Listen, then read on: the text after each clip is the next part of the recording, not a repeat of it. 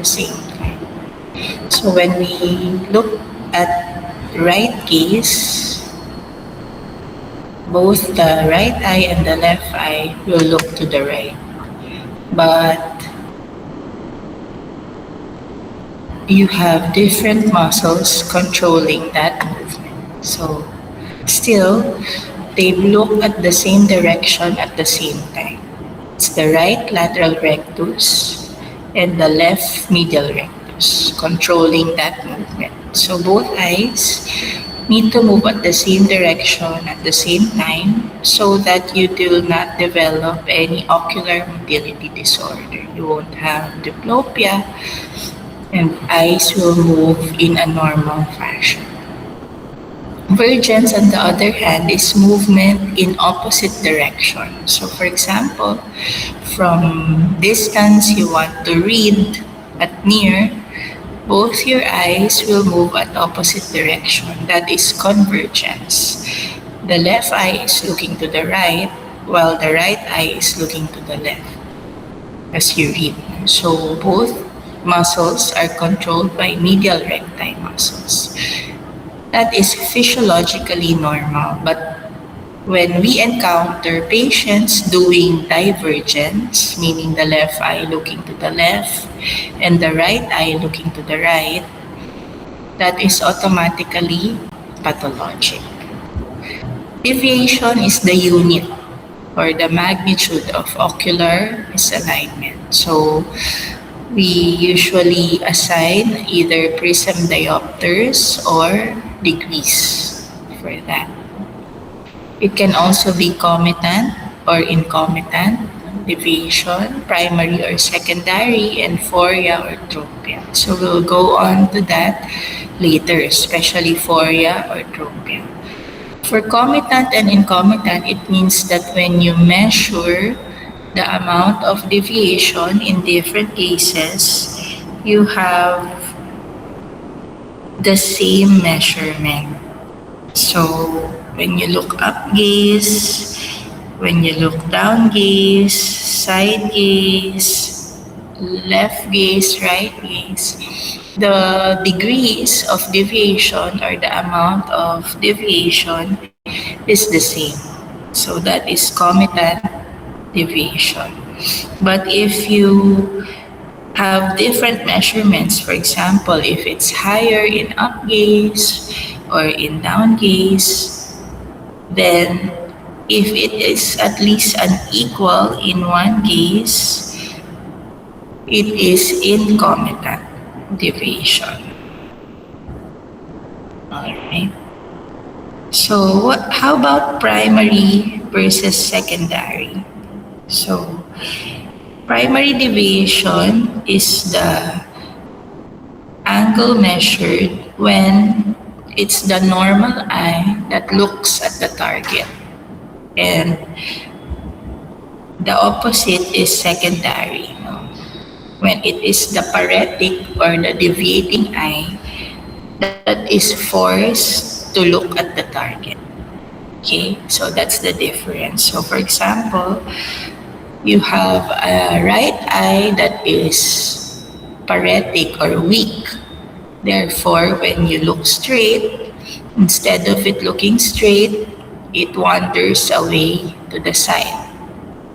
So when we are doing our measurement, the amount of deviation, and when we put the prism diopters in the eye that is not deviating, the normal eye, then that is primary deviation.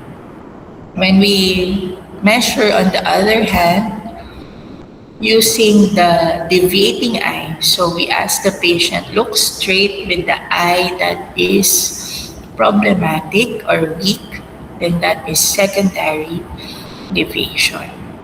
Okay? Ductions would be movement of one eye. So either adduction, abduction, elevation, depression. Fusion, on the other hand, is when we form one image of the two images seen in different eyes simultaneously. So your right eye has a different visual field, your left eye has a different visual field. And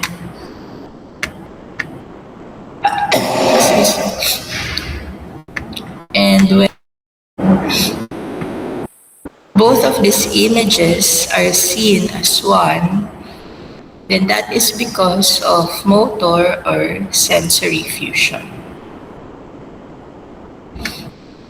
Any questions so far in the first slide with deviations?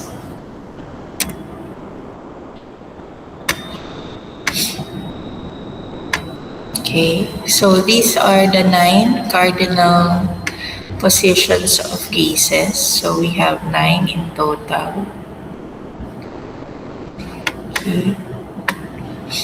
So each gaze is controlled by a pair of yoke muscles. So in the exam, you might be asked, in right gaze, what would be the pair of yoke muscles, the correct pair? So the answer would be, based on the picture, what will the answer be?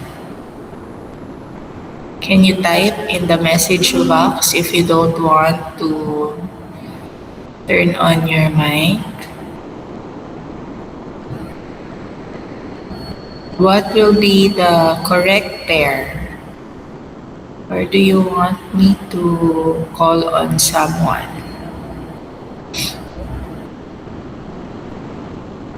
Let me see if somebody answered. Okay, thank you. Right LR and left NR. Very good. So that's the correct pair of yoke muscles. So that is one question that can be asked during your exam. All right. This is what I'm talking about. Convergence versus divergence. So both eyes looking in opposite direction at the same time. Convergence, that's what we do when we accommodate, when we look at near objects. So at some point, it is physiologically normal convergence. But whenever you see anyone presenting with divergence, then that is pathologic always. There's a problem in the motor control of the eye. Phoria versus tropia. So some patients, they come in the clinic. When you look at them, you see the deviation right away. It's obvious. You don't have to do any test. One eye is looking differently from the other and compared to the other eye. And that is tropia or manifest deviation. But other patients, you need to disrupt binocular vision before the deviation is evident. And that is phoria. So how do you disrupt binocular vision? Just cover one eye. And then when you remove the cover, that's the time you see that, oh, the eye is looking at a different direction compared to the fixating eye. The eye that's looking at you or the eye that's looking at the target. Orthophoria, when we label the patients as orthophoria, it means that there is no deviation. But in normal or statistics or in studies, this is rarely seen because zero deviation is rarely seen. Most of us have a small phoria. So it's common to have a small phoria. So later, look at the mirror and check if you really are orthophoric or you belong to the more common persons with small phoria. So this is phoria, an example. So look at the image. The eyes appear straight. So they come to you, or their eyes are straight. But when you do your tests in image 2, here, You cover any eye at first. So cover one eye, and once you remove the cover, you notice that the eye that you have covered refocuses or moves as you remove the cover. So if, for example, you remove the cover and no movement is observed, then you have no deviation. Patient is really normal. But as you remove the cover and you see a movement, then you have phoria. If the eye moves towards the midline, it means that during the period that that eye is covered, it moved away. If, for example, as you remove the cover, it moves away from the midline, that means that while it was covered, the eye moved away. So the opposite. So this one is easy. If you can see, while it is covered, you know where the eye is moving. So you can identify automatically what type of phoria. But if it does not, no, if you cannot see it, then you have to observe the eye as you remove the cover. So these are examples of tropias. You don't need to cover any eye. You already see that one eye is deviated. So it's evident, it's manifest. So this is manifest or strabismus or tropia. So this is already familiar with you. We have a total of 6 extraocular muscles, 4 recti muscles, and 2 obliques. Synergistic muscles are those that have the same field of action. Antagonistic are those that have opposing or opposite fields of action. We have 2 important laws that should be always observed. If one is violated, then the eye will move in different directions and you will have symptoms of double vision. So the first one is Sherrington's law. So Sherrington's law states that there should be reciprocal innervation of antagonistic muscles. The agonist should contract while the antagonist should relax. So for example, again, right gaze. So we identified the muscle, the right medial rectus. Is that correct? For right gaze. The agonist muscle is the right medial rectus. Raise your hand if it's correct. Or type correct in the chat box. Nobody's typing, so does that mean that it's incorrect?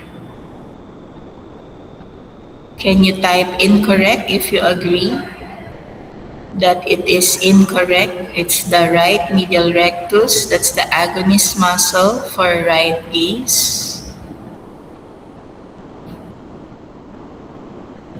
I don't see any messages also. So does that mean you don't know what the agonist muscle is for right gaze?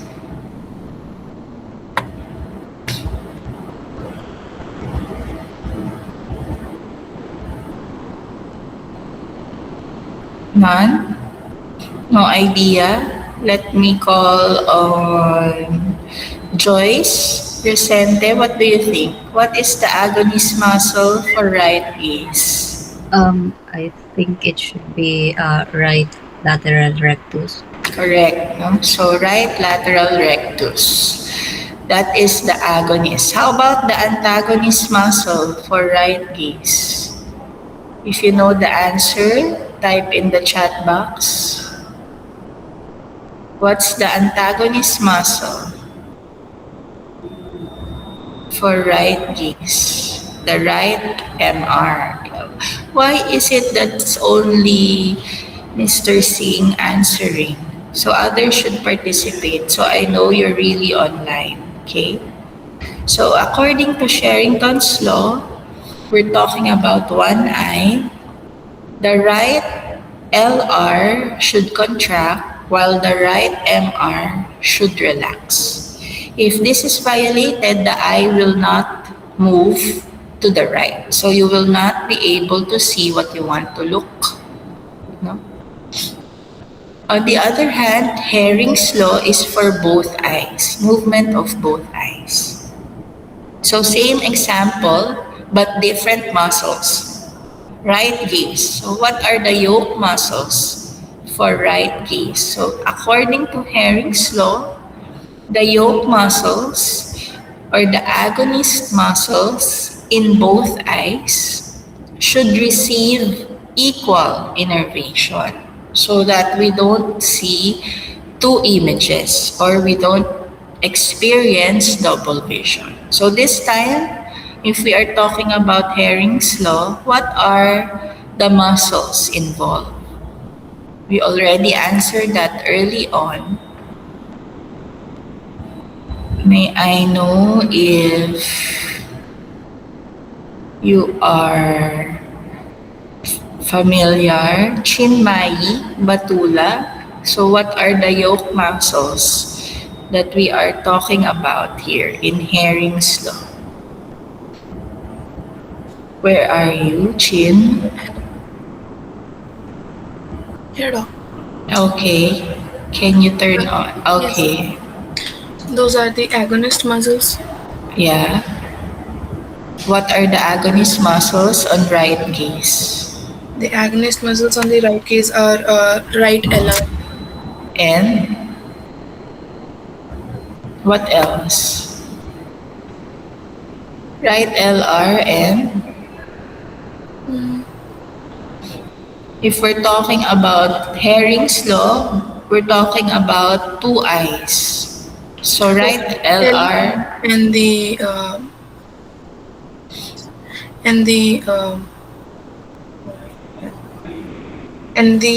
left MR. yes. So in the exam, don't be confused. If you're being asked about Sherrington's law, it's just the right LR. So the right LR should contract while the right MR should relax. That's what Sherrington's law is talking about. Reciprocal innervation. So one increases while the other decreases in innervation. But in Hering's law, we're talking about two eyes. You need both muscles, yoke muscles, to receive the same amount of innervation so that it will contract normally. No? Otherwise, you will experience diplopia or double vision. Is that clear? Is the law clear to everyone?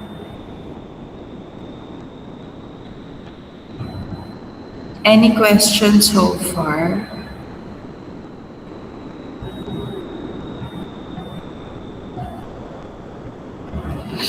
Okay, so let's proceed. So this image here is the spiral of Tillow. So this is important in the management. So we need to know the distance in millimeters from the cornea limbus to the insertion of the four recti muscles because we adjust them normally.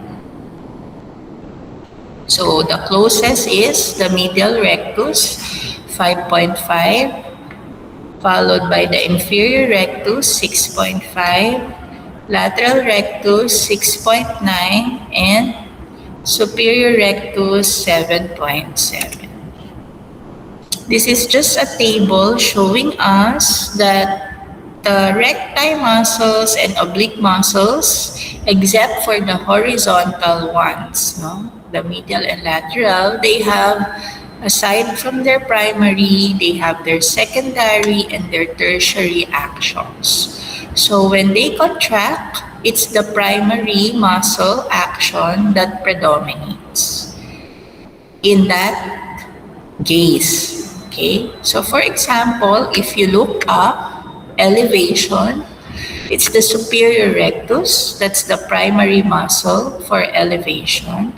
But the inferior oblique can also elevate the eye. So, but its primary action is for extortion.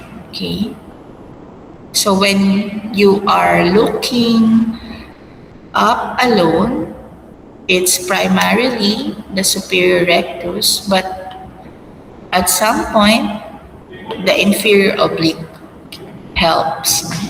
Okay, so for you to remember, SINRAD, the superiors, they intort, the rectis, they adduct. So just fill in the other blanks for you to remember.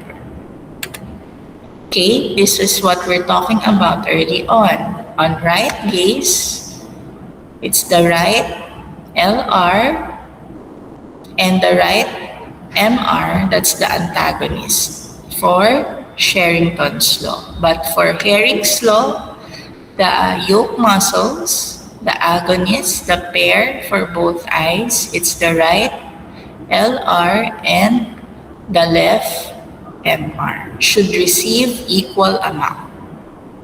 But in Sherrington's, one would receive increasing innervation while the other will receive decreasing to no innervation at all. It should be relaxing, so your eye can move in the direction that you want. So for yoke muscles, you have all these pairs. So when you are looking away, so it's the oblique that will extort, but remember, you also have the recti that will support and intort to balance it out. Remember, the superiors intort. So the neuromuscular system in infants are usually immature. So they are not fully developed. So when you encounter babies less than 1 year old, 2 to 3 months of age, it's common that they have exudations. But when they blink or when you forcefully close their eyes, no, when you do like this, it recenters. No? Or when you get their attention, it fixates again at the center. So it's because they have an immature accommodation and convergence system. If the misalignment continues even after 3 months, then you need to ask for investigation or checkup. So how do you evaluate? Of course, we all start with the history. So we ask the laterality, which eye is deviating, which eye is looking away or does not fixate or does not look normal. In what direction does it look? When did this occur? Is it sudden or is it gradual? Is it always looking away? Is it always causing problems? Or did it start with a fever? Or do you only see it after school? Or was there history that there was trauma? Was there an accident?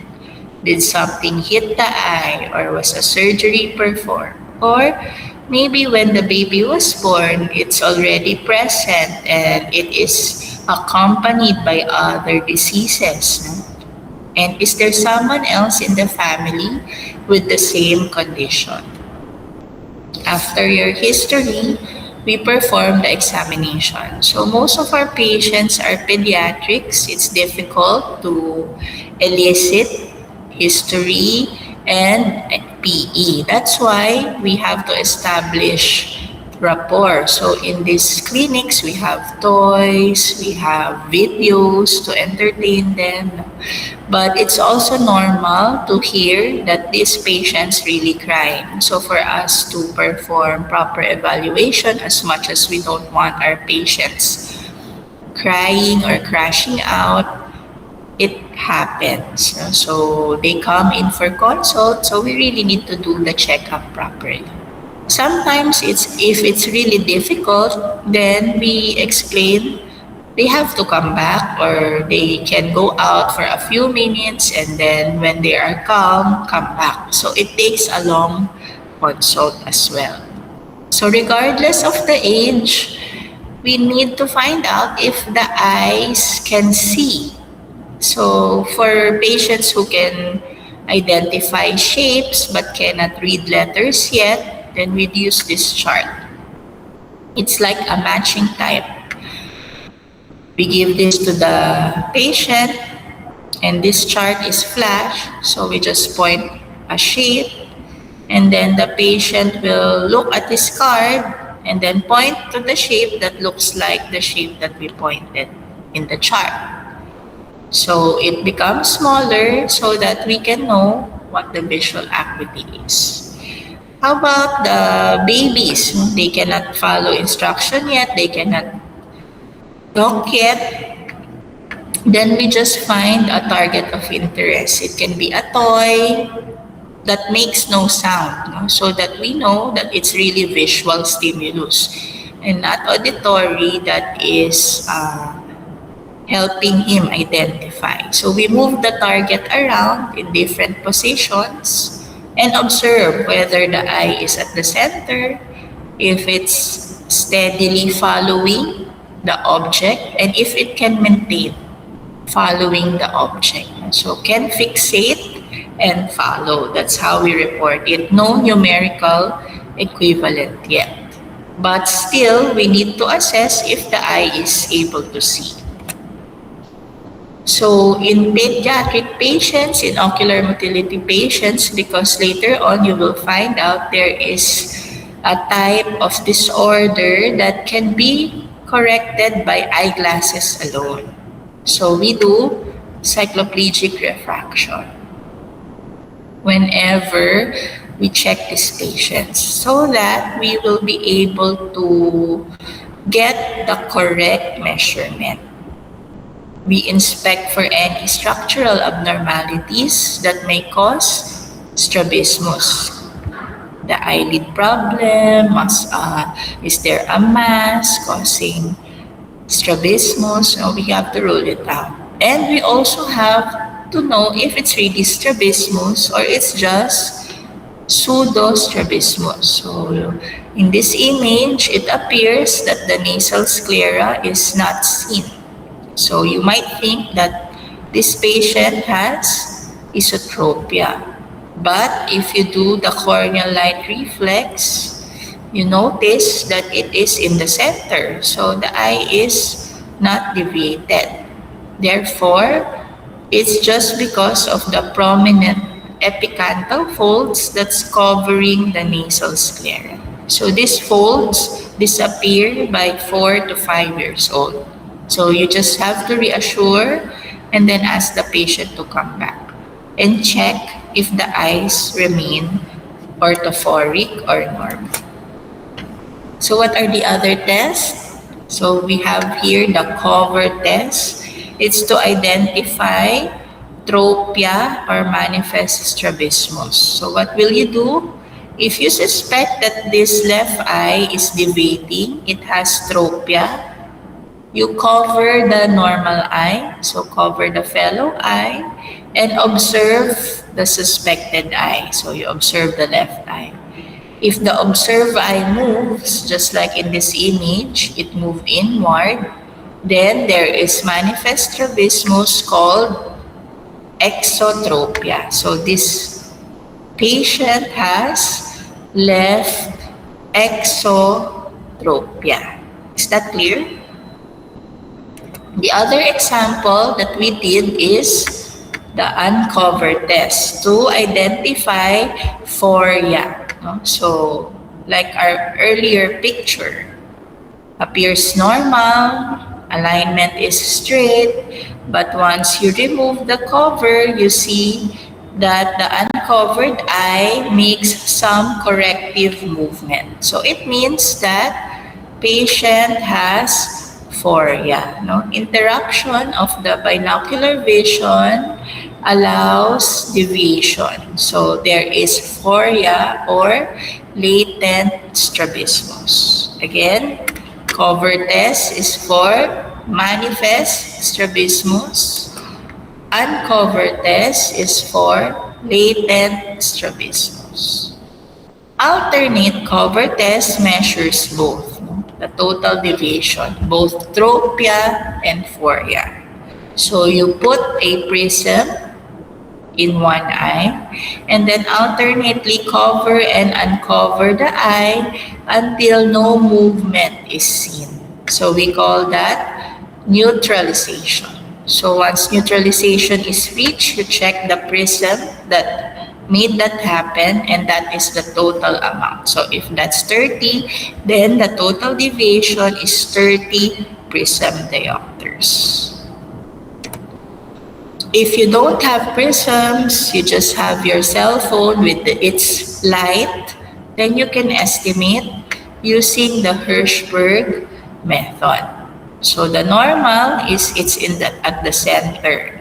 So every 1 millimeter that the corneal light reflex is not at the center, it's equivalent to 7 degrees or 15 prism diopters. So if, for example, it's at the pupillary margin, then you have 15 degrees or 30 prism diopters. If it's at the temporal area, then this patient has 15 degrees of esotropia or 30 prism of esotropia. So in your exam, don't be surprised if you see pictures or images and then questions about that picture. Okay? So you can also be just shown pictures and then ask about that picture. If it's at the mid-iris, then it's 30 degrees or 60 prism diopters of esotropia in this image. And if it's at the corneal limbus, then it's 45 degrees or 90 prism diopters. So if the patient is not cooperative, we can do, instead of the alternate cover test, because he cannot fixate or is not cooperative, we can do Krimsky test. So you just put a prism in front and then check using your pen light or your light in the cell phone until it's at the center. So you adjust the prism until it's at the center. So here it looks like it's in the pupil margin. So the amount of the prism diopter would be approximately how much? Based on Hirschberg. Pupillary margin is, and you put in the chat box the amount. Anyone? Okay, that's 15 degrees, correct? You need to put degrees there, no? Or 30 prism diopters. Very good.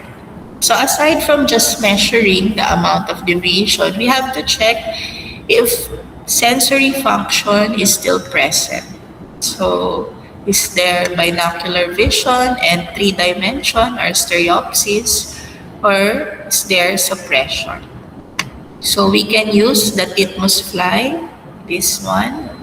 So if the patient has glasses, we put the 3D glasses on top of the eyeglasses, and you should be able to grasp the wing. So this is just for gross stereopsis. If we want finer stereopsis, then we have to do random dot stereogram or the Lang test. So in this random dot stereogram numbered 1 to 9, for each section, you have to identify one dot that is different from the other. So, and it gets more difficult as you proceed to higher numbers because the minutes of arc becomes finer. Same with the lung test. There's an animal here that's different from the rest. And you have to have the patient identify which one. This one is worth for that. It's a test for suppression. So you put the right glass on the right eye and the green glass on the left eye. And you show the patient 4 dots.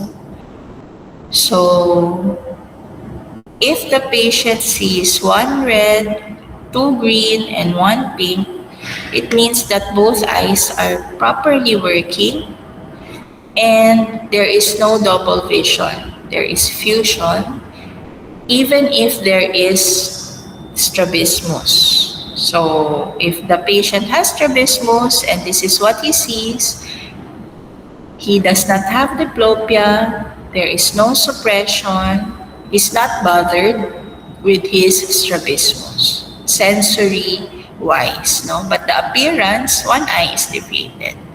He still has fusion. This is the normal result. But if the patient tells you, I only see 2 red dots, it means that the left eye is suppressed. Whatever image or stimulus is shown to that left eye, it's no longer entertained. So the brain shuts it off. It's not welcome. So only the right eye is being used to see. If the patient tells you he only sees 3 green, then it means that it's only the left eye that's functional and the right eye is suppressed. If the patient tells you he sees 5 dots, 2 red and 3 green, it means the patient has strabismus and no suppression, but with diplopia or double vision. So in the exam, if you see these dots, you should be able to interpret. Okay, is that clear? Let's now proceed to the types of strabismus. So the first one is infantile esotropia. Okay, so here it appears early by 6 months of age. If we measure the deviation, it's the same in all gaze, whether you ask the patient to look up, down, left, right, it's the same, so it's comitant.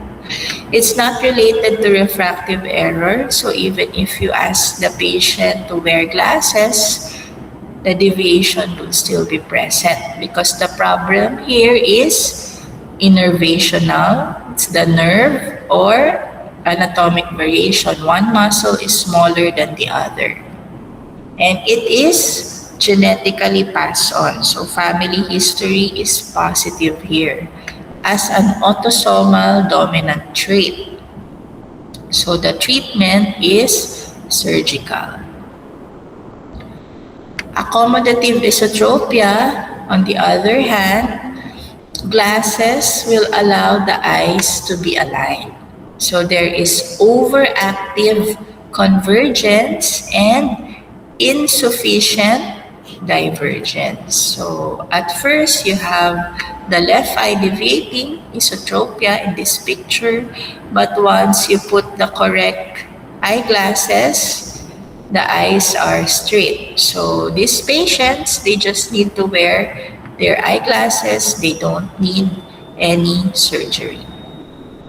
But sometimes you have the partially accommodative type of esotropia or the mixed mechanism. So it's a combination of muscular imbalance and accommodation convergence imbalance. So the eyeglasses, like in this image, will decrease the deviation, but it will not eliminate it. So these patients, they can still have surgery for the non-accommodative component, the residual, if they want.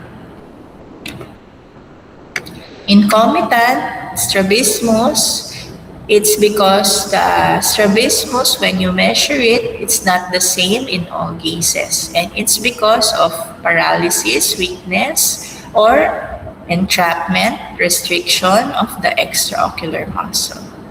So the common causes would be LR palsy, fractures of the orbital wall, thyroid eye disease, birth injuries, congenital anomaly, or Duane's syndrome. So if we look at this image below, what eye has the problem? The right eye or the left eye? Okay, can you type on the chat box, which eye is problematic? The right eye or the left eye? Look at the picture below.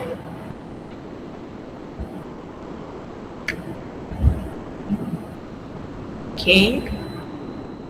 Type either right eye or left eye. What do you think?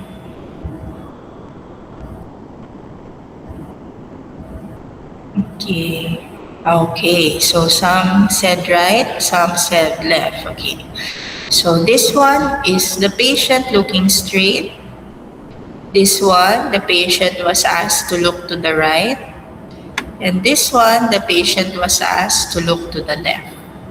Okay. So straight gaze, normal.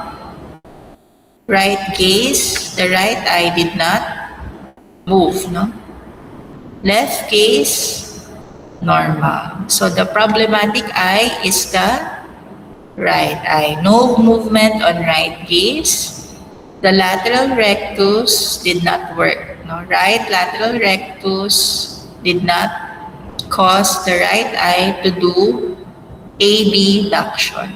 So we have here LR of the right, weakness. So the correct answer is right eye. LR palsy or abducens nerve palsy. This is the picture. Okay. Thank you for participating. That means a lot to me. It's difficult to conduct online if you don't hear or see the students face to face. So your participation confirms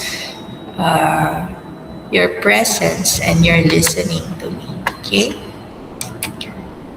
Let's proceed. I'm almost done. Okay, so Duane's syndrome, what is it? There is limitation in abduction and adduction, and you also see retraction of the globe, narrowing of the palpebral fissure on attempted adduction. So let's look at the picture again. So patient is looking straight. Patient was asked to look to the right. And then patient was asked to look to the left. Okay, so this time, it's the left eye. If you observe, that's problematic. On straight gaze, normal. On right gaze, you notice the palpebral fissure is narrower on the left eye. And on left gaze, you see the left eye not moving. Difficult in abduction or limited abduction. Instead, it just remains straight and the palpebral fissure is again narrow. So what happens? It violates the Sherrington's law. So you remember, one muscle should contract, the other should relax in the same eye. But in Duane's syndrome, the oculomotor nerve that should only innervate the MR also innervates the LR. So when it gives signal, it contracts both muscles. So instead of the eye moving in the direction that you want, it pulls the eye towards the apex. It pulls it inside. That's why there is retraction of the globe and narrowing of the palpebral fissure. We only do surgery if there is misalignment in primary position or there is a significant face turn. Okay? So other types, intermittent exotropia usually appears by 1 year old and it's progressive. So convergence is excellent. You see this usually if the patient is looking away at distance. Even if you put glasses, it's not corrected, so we need to do surgery. All right? Okay, let me just...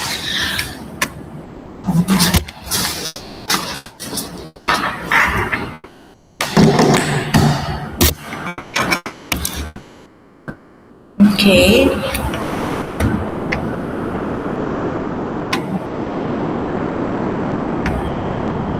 The other one is constant strabismus. So it's always present, no? Constant exotropia. But it also starts at a younger age, although it's less common. So it's present at birth and surgery is also indicated. So what are the principles that we need to practice for treatment? The main objectives would be to reverse amblyopia, suppression, and the loss of stereopsis. So we want both eyes to be sensory functional. We want to achieve best possible alignment and institute timing of treatment as soon as possible. So for medical management, we can try glasses. Prisms can be placed on top of glasses. For amblyopia, we can do occlusion therapy or atropine penalization. So the eye that we put the eye drops on is the good eye, so that we will encourage the eye that is problematic or the lazy eye to be used. Okay? So you put the eye drops, you put the cover on the good eye, no? The sound eye, the normal eye, the better eye, to stimulate the lazy eye. Surgical treatment could be resection or recession.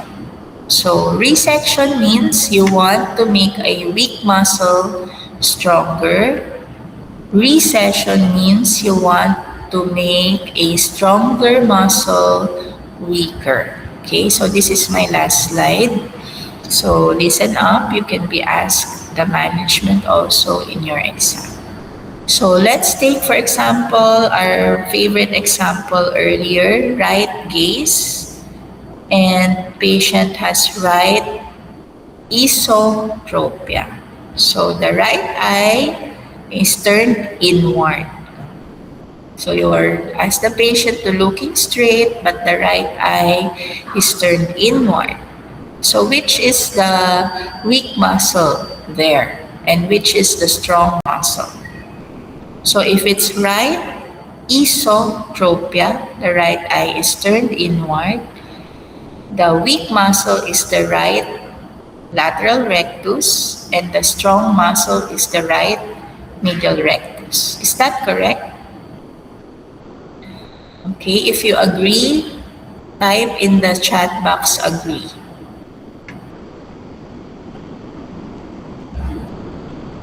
Do you agree that in right esotropia, the strong muscle is the right medial rectus and the weak muscle is the right lateral rectus? Nobody's typing. So does that mean you all disagree?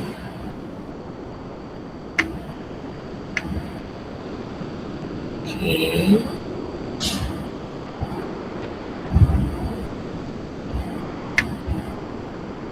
Let me call on... Oh, so Akash agrees. Only you? The others disagree? So you're correct, no? So the right medial rectus is the strong muscle, And the right lateral rectus is the weak muscle. So if, for example, we decide to do resection, we want to strengthen the right lateral rectus. So what will we do? We remove the right lateral rectus from its insertion. So how far will that be? Based on the spiral of Tillow. 5.5, 6.5, 6.9. So I showed you that image earlier on. And then you cut a portion, you shorten the muscle. So how do you know how many millimeters you will cut? That will depend on the total deviation, the alternate cover test. So for example, you got 60 prism diopters, that's equivalent to 1 millimeter. So you cut 1 millimeter and then you suture it back to its original insertion site. So when you measure how far is it now from the corneal limbus, it will be the same as when you started. For the right lateral rectus, you want to strengthen it in our example because it's the weak muscle, right esotropia. What if you want to weaken the strong muscle? So in our example, we will weaken the right medial rectus. So what do? We look for it again in its original position. It's 5.5 millimeters. So same, if it's 1 millimeter that you need to adjust, you move it 1 millimeter away, no? And then you suture it there. So when you measure, instead of finding it at 5.5, you will now find it at 6.5 millimeters away. Okay, so remember that. You can be asked the numbers, where now will you find the muscle, or what muscle needs recession, what muscle will benefit with resection, what will be shortened, and what will be sutured at a distance farther from its original insertion. Okay, so that's it. That's my final slide. Let me end this. Okay.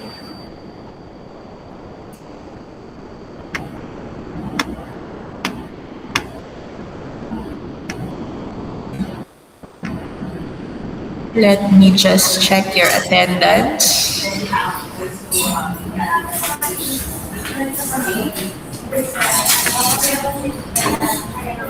Please turn on your cameras.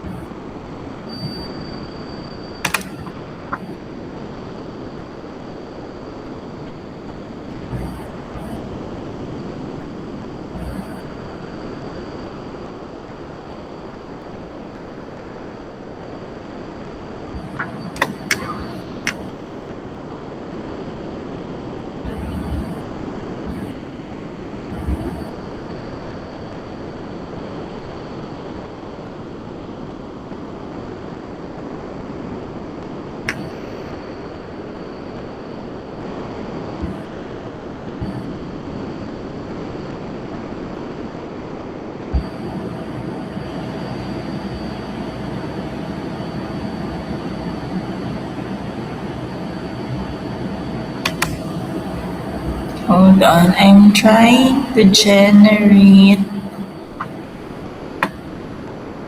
something.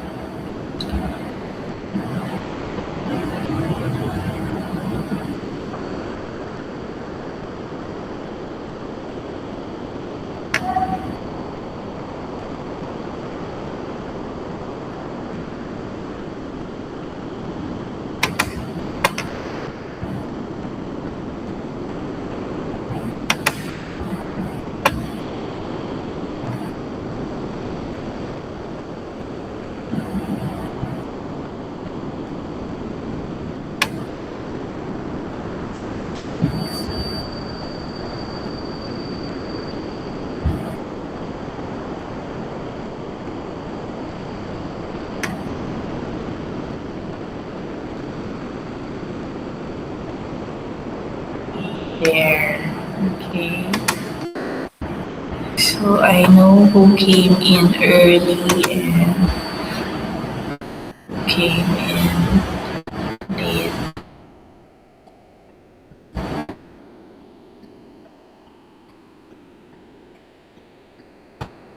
Is it correct? Susan, Samuel, Ashley, you're here? Yes, Doc. Where are you? I can't. Oh, yeah. But you logged in it already, right? Yes, Doc. Okay. So they have this attendance tracker. Okay. That's it. We have a total of 32 students. Okay.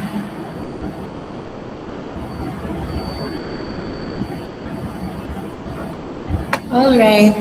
So I'll see you during the exams or SGD if you're assigned to me.